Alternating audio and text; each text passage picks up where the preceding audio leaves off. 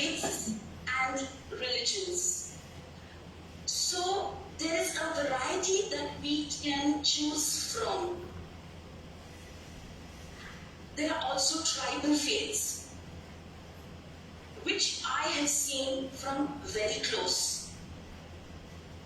But what I have noticed, which is remarkable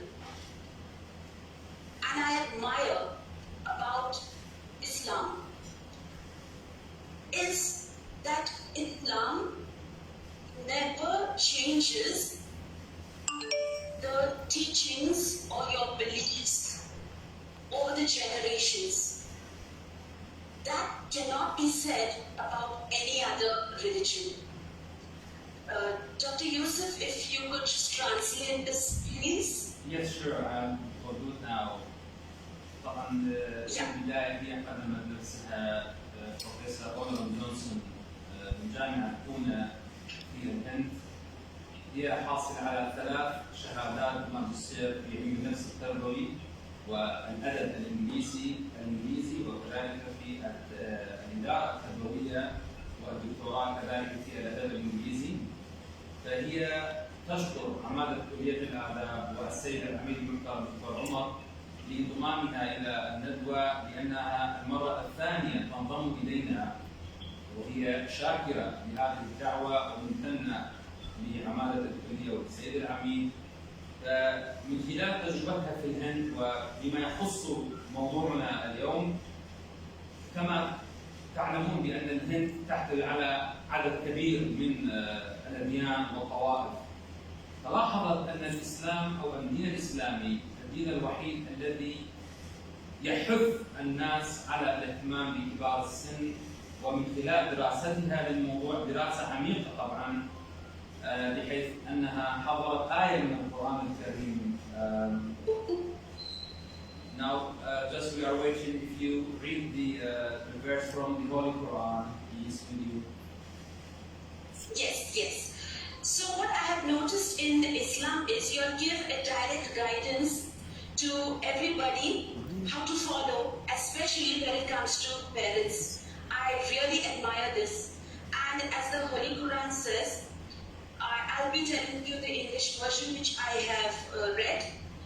And your Lord has decreed, He has commanded that you worship none but Him.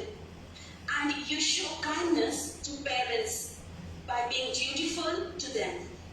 If they should reach old age with you, one of them or both has Yabdukhan, both should reach, in which case Ahaduhuma would be substituting them. Do not say to them, Ufav or Ufi, Taban or perish or Kubhan or evil or repulse them. Don't do it. But speak to them gracious words, fair and gentle. Okay. أترجم بالعربي بالإنجليزي. كما ذكرت بأن الإسلام حث المسلمين على احترام الوالدين وكبار السن بالذات، حيث اقتبست دراستها آية من القرآن الحكيم من سورة الإسراء. بسم الله الرحمن الرحيم. وقضى ربك ألا تعبدوا إلا إياه وبالوالدين إحسانا. وذكرت بأن هذا دليل كبير على عظمة احترام المسنين وكبار السن في مجتمعنا. Yes, please. Yeah. So this is giving us a clear guidance that Islam directly teaches their young adults to respect their elders, which is really very remarkable. We admire it, and it's not manipulated over the years, which is very good. وكذلك ذكرت بأن الإسلام حث الشباب على كيفية احترام كبار السن وذوي الاحتياجات الخاصة. Yeah. So beginning with our session today, the first thing that we could, Mr. Yusuf, Yes, it's like that. would you be presenting? Yes. Share. Now is it clear now? Yeah, but see the presentation. Now,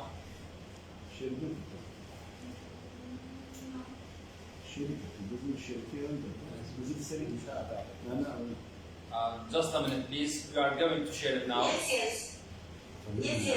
Sure.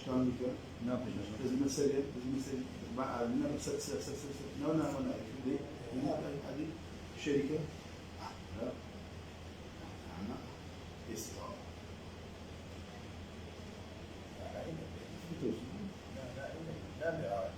Okay. Can you see it now? Is it clear? Yes. Robert. Yeah, I can see it right here. Okay. Yeah. So to begin with, how do we stop the ill treatment to elderly people? We firstly see how to recognize it and how are we going to know whether there is some problem that we need to address. So the main theme of this whole program is to care for those who once cared for us. It's one of the highest honors. So we will get honor when we care for these elderly people. It's a very honorable thing. Okay, I just want to translate this sentences for them. Yes. طبعا في سلايد المعروض الآن to care for those who once cared for us is one of the highest honor. تعتبر شرف كبير لنا لو أن أحد الأشخاص أو الناس الذين اهتموا مرة بنا تعتبر شرف كبير لنا أن نهتم بهم. Yes, please. Yes. So, first of all, these guidelines have been given by various health organizations. We have to understand what is elder abuse. Now, it's the abuse or the neglect. That means what we don't see that elder people need. And it has many forms. That means it happens in various aspects, in various ways. There's one kind which is physical abuse, which is happening amongst us. And maybe we are not aware of it. There's psychological abuse. That means these elderly people are not allowed to think properly, are not allowed to express their feelings. There's also sexual abuse to some extent. There's financial exploitation. As we know, older people, they have some of their savings which they have accumulated over the years. But some young adults, they physically abuse them, they beat them, and they take away that money from them. They don't allow them to enjoy that money. Sometimes they are left alone, abandoned. Then there is also some problems that are happening within the elders that they do not like to share because they think it's their family problem. And people who commit these atrocities to these elder people, they are usually their family members or the people that they trust. Okay. في هذه الشريحة هي عرضت لنا مفهوم سوء المعاملة مع كبار السن. وسوء المعاملة أو سوء معاملة المسنين تكون على عدة أشكال، منها الجسدية وكذلك عندنا النفسية والعاطفية وكذلك عندنا الجنسية وكذلك هي من ناحية استغلال المال، والأخيرة هي الترك والإهمال.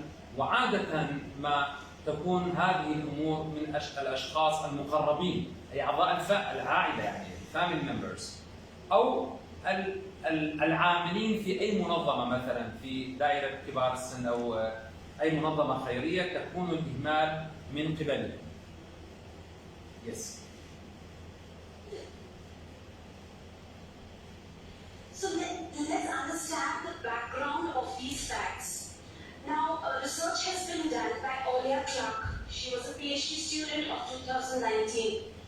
She's done a research entitled Beyond Shame and Sorrow. And she studied the abandoned elderly women in India when they speak out. And her work is published in the International Journal of Aging Research, Volume 2. So in her research and through our research, what we have found out, there are close to 80 million elderly in India that are homeless. They don't have a home. Senior citizens, they are living in poverty. Poverty to the extent that they face abandonment. Their family doesn't want them anymore. It's by their own families because they cannot earn anymore. They have passed the age of income. Many times they are left with no choice that they beg on the roads, which we have seen it happen all over in India. Many elderly are left alone after their children move off to the cities in search of better livelihood. في هذه الشريحة هي ذكرت بأن أحد طالباتها سنة 2019 أجرت دراسة ورسالتها أطروحتها في الدكتوراه عن هي إهمال النساء الكبار في العمر. ففي الدراسة ظهر بأن 18 مليون شخص فقط في الهند هم بدون مأوى، أي يمرون بظرف صعب ومعظمهم في دار العجزة، وكذلك مواطنين الكبار السن يعيشون حالة الفقر. هنا حالة الفقر لا يقصد بها المادية، وإنما تقصد بها الإهمال والترك من قبل أعضاء العائلة. وكثير ومعظمهم تركوا ولا خيار لديهم سوى أن يتوسلوا بالاهتمام بهم. وكذلك معظم من كبار السن أيضا تركوا وحيدين بعد أن تركوهم أولادهم للعمل خارج المدينة.